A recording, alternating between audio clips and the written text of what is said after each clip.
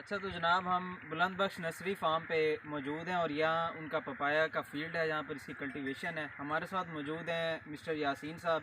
इनका पिछले 10 सालों से पपाया का बड़ी इनकी एक्सपर्टीज़ हैं और बड़ा माहिराना किरदार अदा कर रहे हैं। तो चलिए इनसे पूछते हैं कि सर ये बताएं कि आपने कब ये काम शुरू किया और क्या यहाँ पे रोल है टनल फार्मिंग का पपाया के अंदर, कैसे आप बीज तैयार कर रहे हैं? अस्सलाम वालेकुम। ये जी दूसरा समझ लें कि दूसरा बाग है मेरा।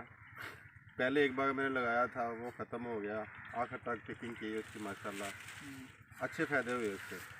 तो दोबारा जो है वो बासिल साहब इनके साथ मैंने कॉन्ट्रैक्ट किया है इसमें। तो ये माशाल्लाह अभी हमने अक्टूबर में इसको लगाया है। अच्छा जी। तो नवंबर में हमने इसके ऊपर जो है ये आप देख रहे हैं, इसको हमने कवर कर दिया है। इसको कहते हैं लो टनल। तो ये फरवरी आ गया माशाल्लाह। अब फरवरी की 15 को इसको हमने रिमूव कर देना है। ठीक है। तो ये माशाल्लाह पपाया का ऐसा एक फ्रूट है, आपने फ्रूट बहुत सारे देखे होंगे, माल्टा है, आम है, काफ़ी सारे फ्रूट है।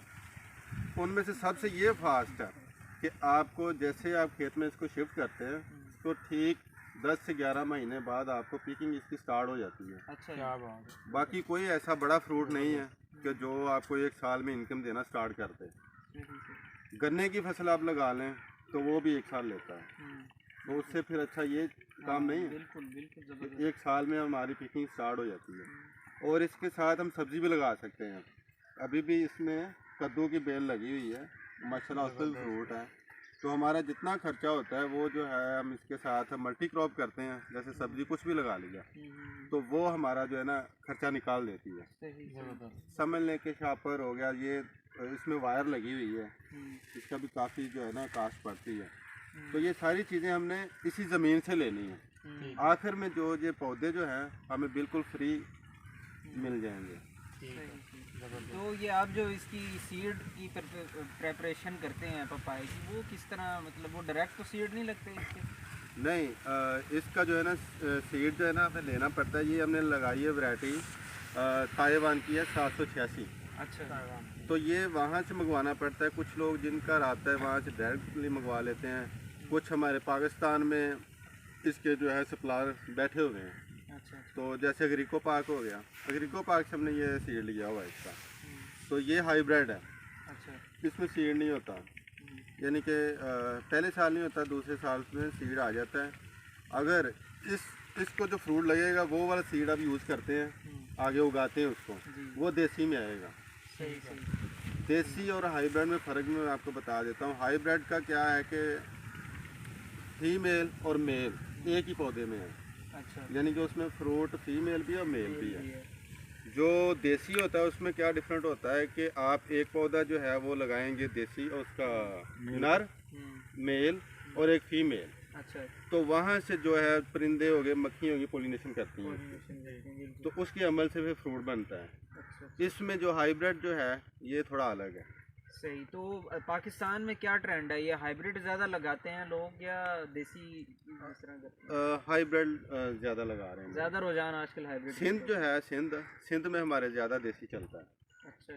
तो टेस्ट के हिसाब से किसका टेस्ट ज़्यादा ज़बरदस्त है? टेस्ट जो है वो सबसे ज़्यादा जो है ना इसका रेड लेडी वैरायटी जो है ना, ये हाइब्रिड इसका अच्छा है। हाइब्रिड का। हाँ जी। वैसे और भी मार्केट में काफ़ी वैरायटियाँ आई हैं अभी, येलो किंग है, रेड किंग है। तो सुनने में आया कि बहुत अच्छा टेस्ट है उनका, आम की तरह ना। चलिए जी, माशाल्लाह ये बहुत अच्छा इनका काम चल रहा है, बहुत अच्छा ये कर रहे हैं, लोगों को गाइड भी करते हैं। तो हम आपको कहेंगे कि अगर आपको किसी भी किस्म का कोई क्वेश्चन हो, कोई ट्रेनिंग की ज़रूरत हो, तो यासीन भाई हैं हमारे एक्सपर्ट हैं, हमारे साथ बासिल भाई हैं। गुज़िश्ता व्लॉग में हमने इनके साथ भी डिस्कशन की। तो अब मज़ीद आगे चलते हैं कि मैंने ऑर्गेनिक फार्मिंग की बात की थी। तो बासिल भाई आप बताएं कि आप क्या यहाँ पर ऑर्गेनिक फार्मिंग क्या कर रहे हैं, और आपने बताया था कि हम बनाना और बाकी सिट्रस की तरफ भी आपका है, तो वो भी हमें बताएंगे। जी कमर भाई, नर्सरी फार्म में हम साथ फ्रूट सेक्शन हमने ओपन किया। उसमें अब ये जैसे देखते हैं बनाना प्लांट्स हैं और वो गुच्छों में लगे भी हुए हैं। तो साथ मैंगो हैं, लोगाट है और वो सिट्रस की वैरायटीज़ हैं कुछ ना। तो ये हम कर रहे हैं। और जहाँ तक सवाल है ऑर्गेनिक फार्मिंग का, तो उसमें हम वेजिटेबल ग्रो कर रहे हैं without the use of chemicals. अच्छा। हम किसी किस्म का केमिकल नहीं यूज़ करते और फर्टिलाइज़र्स की जगह हम अपनी कंपोस्ट तैयार करते हैं।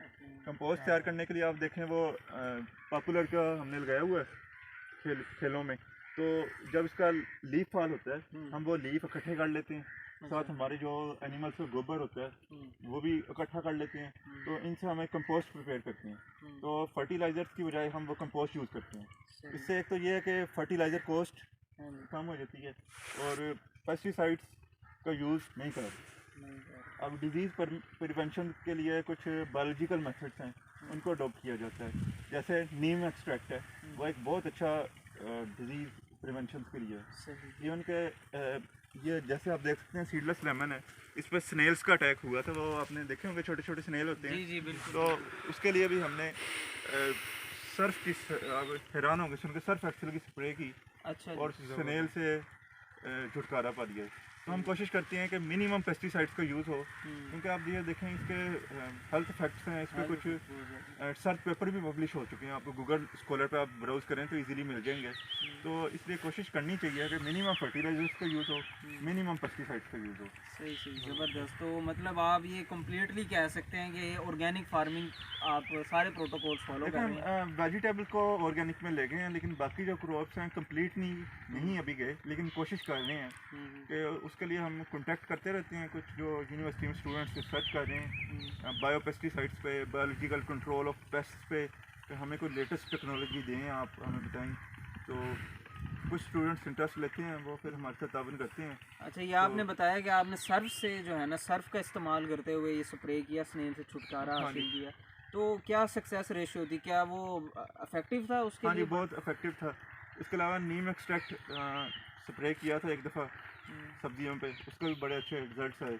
अच्छा अच्छा, तो सही है जी। ये एक लीस्ट कॉस्ट जो फार्मर का सबसे बड़ा क्वेश्चन होता है और प्रॉब्लम होता है कि कॉस्ट मिनिमाइजेशन कैसे की जाए, क्योंकि कॉस्ट की कमी से ही आपका प्रॉफिट की गवाही मिलेगी। तो लिहाजा इन्होंने जिस तरह बताया कि नीम का इस्तेमाल करते हैं, सर्फ का इस्तेमाल करके वो डिजीज़ रेजिस्टेंस और स्नेल्स को किल किया, फिर ये फर्टिलाइज़र भी अपनी बना रहे हैं। और जिस तरह आप देखते हैं ये पत्ते जब झड़ते हैं तो बहुत सा मैसअप क्रिएट हो जाता है, एक्सक्रीटोफोर्स हम इनको कहते हैं इन पत्तों को, उनका इस्तेमाल करके ये यहाँ पे अपनी फर्टिलाइज़र खुद बना रहे हैं। तो आगे चल के हम देखेंगे इनके सिट्रस के जो फील्ड है। देखो ना कब्र भाई, ये अब वाटर चैनल है, ये आप दिखाएं, ये वैसे भी फ्री होता है। हमने इस पर ट्री प्लांटेशन कर दी है ताकि जब ऑटम आए इसके लीफ फॉल हों, उन लीव्स को हम इकट्ठा कर लें। उसके लिए हमने गड्ढे खोदे हैं, वहाँ आपको दिखाए थे। तो गड्ढों में वो लीफ हम डालते रहते हैं। सही। उसके बाद गोबर डालते हैं, फिर थोड़ा सा मॉइस्चर देते हैं उसको। फिर जब इनकी डिकम्पोजिशन होती है तो कंपोजिशन से लफ्ज़ निकल गया कंपोस्ट, तो वो एक हमारे पास नेचुरल फर्टिलाइज़र है। तो अच्छा जी, ये इन्होंने काफ़ी यहाँ पर प्लांट्स लगाए हुए हैं। तो बासिल भाई, ये आपने क्या काम किया हुआ है? ये इसको आपने मेहंदी लगाई है, क्या है ये? कमर भाई, ये मेहंदी नहीं है, ये हमने ना ग्रीस और ये शॉपर लगाया है। इसके पीछे मैकेनिज्म ये है कि आजकल मैंगो मिली बग्स, उसका अटैक होता है, या दूसरे पेस्ट हैं वो जो आम के ऊपर नीचे से अटैक करते हैं। तो आप ये देख सकते हैं कि ये पहले ये कट लगाए जाते थे। हाँ जी, ये पुरानी जो प्रैक्टिस है अभी भी निशान है, वो कट लगाने की होती थी आम पे। मकसद उसका ये होता था कि पेस्ट को ऊपर जाने से रोका जाए। लेकिन अब ये हमने ये न्यू टेक्नोलॉजी अडोप्ट की है, इसमें हम ग्रीस लगाते हैं और ये शॉपर लगाते हैं। इससे जो पेस्ट है वो यहीं ट्रैप हो जाता है, ऊपर नहीं जाता और आम भी डैमेज नहीं होता। ये एक न्यू टेक्नोलॉजी है।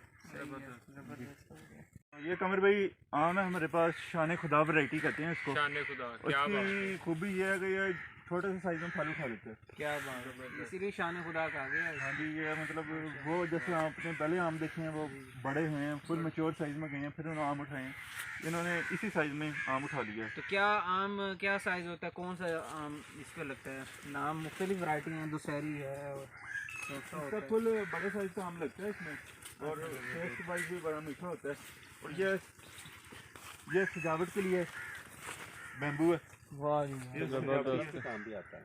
और ये इसके अलावा उधर जो हमने देखे हैं वो ब्लैक बैम्बू है, काला अच्छा, बांस। इसको काट के वो जो छत भी बनाई जाती है? नहीं, छत के लिए हम यूज़ करते हैं काला बांस। वो उस तरफ लगा है, वो भी हम देखते हैं।